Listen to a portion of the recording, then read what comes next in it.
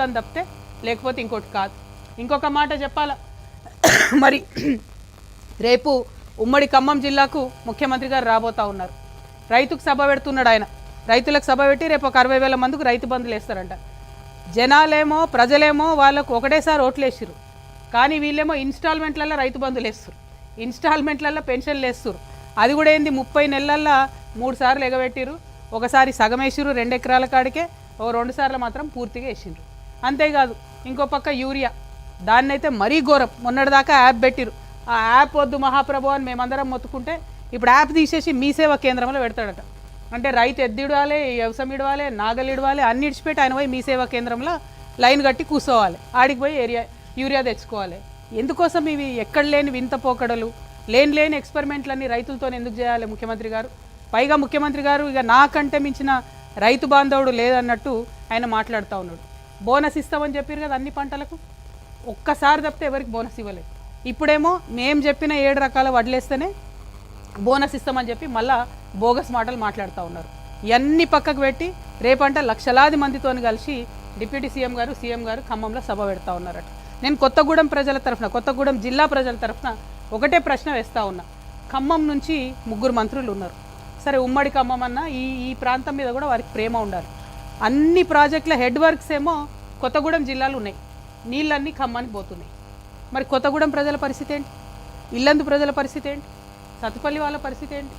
అశరావుపేటల పరిస్థితి ఏంటి? వీళ్ళకి నీళ్ళు ఇవ్వరా? ఇచ్చే ఉద్దేశం కూడా లేదా మీకు? ఆ విషయం రేపు ముఖ్యమంత్రి గారు మాట్లాడాలి. మీరు రైతుల కోసం పెడుతున్న మీటింగు కేవలం ఖమ్మం రైతుల కోసమే కాదు కదా, రాష్ట్ర రైతులందరి గురించి కూడా మాట్లాడాలి. ఇక ముఖ్యమంత్రి గారు సొంత జిల్లా, నిన్ననే నేను ఇక్కడికి వస్తుంటే మహబూబ్ నగర్ జిల్లా నుంచి రైతులు వచ్చిరు నా దగ్గరికి. ఈ ప్రభుత్వానికి నిజంగా రాష్ట్రపతి అవార్డు ఇవ్వాలి. రైతుల మీద రౌడీ షీట్లు ఓపెన్ చేసిన మొట్టమొదటి ప్రభుత్వం ఈ ప్రభుత్వం. అక్కడ ఇథనాల్ ఫ్యాక్టరీ పెడితే రాష్ట్రం మొత్తం 28 ఇథనాల్ ఫ్యాక్టరీలు ఉంటే 7 పనిచేస్తున్నాయి. అందులో అన్ని చోట్ల నిరసనలు వ్యక్తం అవుతున్నాయి.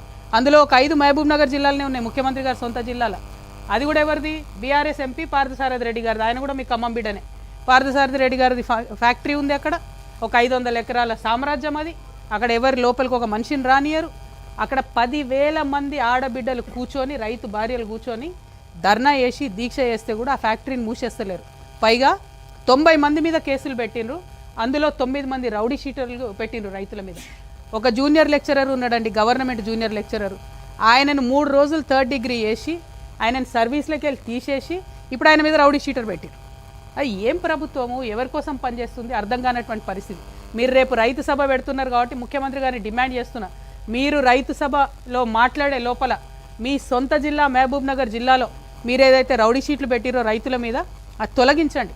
90 మంది మీద ఏదైతే కేసులు పెట్టినరో అది తొలగించండి. మీ మహబూబ్ నగర్ జిల్లాను పాయిజన్ చేస్తున్న ఆ ఇథనాల్ ఫ్యాక్టరీని మీరు మూసేయండి.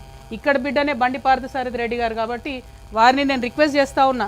ఇంకా జోక్ ఆఫ్ ద సెంచరీ ఏంటంటే మీ పార్థసారథి రెడ్డి గారిది, ఆయన్నే కంపెనీ పెడతాడు, ఎట్రో కంపెనీ. ఆయన్నే మందులు తయారు చేస్తాడు, ఆయన్నే మొత్తం మన భూమిలో విషం పోస్తాడు, ఎథనాల్తోని భూమిలో విషం పోస్తాడు. మళ్ళీ ఆయన్నే క్యాన్సర్ హాస్పిటల్ పెడతాడు. ఆ క్యాన్సర్ హాస్పిటల్కి మళ్ళీ మన ప్రభుత్వం భూమి ఇస్తుంది. ఆనాడు బీఆర్ఎస్ భూమి ఇచ్చింది, ఇప్పుడు కాంగ్రెస్ ఇంకొంచెం దానికి వెసులుబాటు చేసి మళ్ళీ భూమి ఇచ్చింది. అంటే రోగం వాళ్ళే ఇస్తారు, క్యాన్సర్ హాస్పిటల్కి కూడా మనమే పోయి ట్రీట్మెంట్ చేసుకోవాలి. ఎందుకు ఈ మాట చెప్తా ఉన్నా అంటే, ఒక బాధ్యత గల ప్రజాప్రతినిధులుగా ఉన్నటువంటి ఎంపీ గారైనా, బాధ్యత గల స్థానంలో ఉన్నటువంటి ముఖ్యమంత్రి గారైనా రైతు రైతు రైతు అని మాటలు చెప్పడం కాదు, నిజంగా రైతుకి ఏది మంచిదో అది చేయండి దయచేసి. రైతులు మొత్తుకుంటుంటే కూడా పచ్చటి పొలాలలో ఇథనాల్ ఫ్యాక్టరీలు పెట్టడం కరెక్ట్ కాదు. మేము పోయి గద్వాల్లో ఉద్యమం చేస్తే పెద్ద ధన్వాడ దగ్గర ఫ్యాక్టరీ అక్కడ నుంచి తరలించే పరిస్థితి తీసుకొని వచ్చినాం. పోయి అక్కడే కూర్చున్నాం బంద్ చేసేంత వరకు. మరి ఇక్కడేమో ఉద్యమాలు చేస్తే రౌడీ షీట్లు పెట్టి వాళ్ళని ఇబ్బంది పెడుతున్నారు. ఆ రైతులందరి పట్ల చిత్తనూరు ఇథనాల్ ఫ్యాక్టరీ అంటారు దాన్ని, ఆ రైతులందరి పక్షాన కూడా తెలంగాణ రక్షణ సమితి అండగా నిలబడి ఉంటుందని చెప్పి మీకు తెలియజేస్తూ ఉన్నా. ఇంకొక మాట, ముఖ్యమంత్రి గారు ఇక రైతులు యూరియా వస్తలేరు అన్నది మర్చిపోవాలి, బోనస్ ఇస్తలేరు అన్నది మర్చిపోవాలి, అప్పుడో ఇప్పుడో రైతు బంద్ వేస్తున్నారన్న విషయం మర్చిపోవాలి. కాబట్టి కాళేశ్వరం ఇష్యూ తీసుకొచ్చి ముంగట పెట్టి దాన్ని డైవర్ట్ చేసే ప్రయత్నం చేసిరు.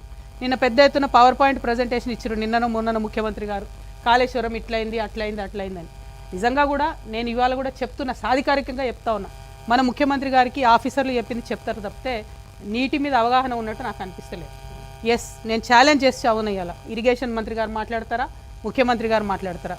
కన్నెపల్లి పంప్ హౌస్ ద్వారా మేడిగడ్డ బ్యారేజ్తో సంబంధం లేకుండా కరెక్ట్ ఒక 1/2 కిలోమీటర్ చిన్న రాక్ గోడ కడితే, రాళ్ళ గోడ కడితే డైరెక్ట్గా నీళ్లు అన్నారం పోతాయి, సుందిల పోతాయి, అక్కడ నుంచి ఎల్లంపల్లికి పోతాయి, అక్కడ నుంచి మిడ్మానేర్కి పోతాయి, మిడ్మానేర్ నుంచి ఎస్ఆర్ఎస్పికి పోయేటి ఎస్ఆర్ఎస్పికి పోతాయి, పునరుజ్జీవన పథకానికి పోయేటి అవి అటు పోతాయి, మా నిజాం సాగరు, మా మల్లన్న సాగరు, కొండపోచమ్మ సాగరు వాటన్నిటికి వచ్చేటి అవి వస్తాయి. నల్గొండ దాకా కాకతీయ కెనాల్ల నీళ్లతోని టోటల్ ఒక 30 lakh వాటికి కూడా వాటర్ పంపించేటటువంటి అవకాశం ఉంటుంది.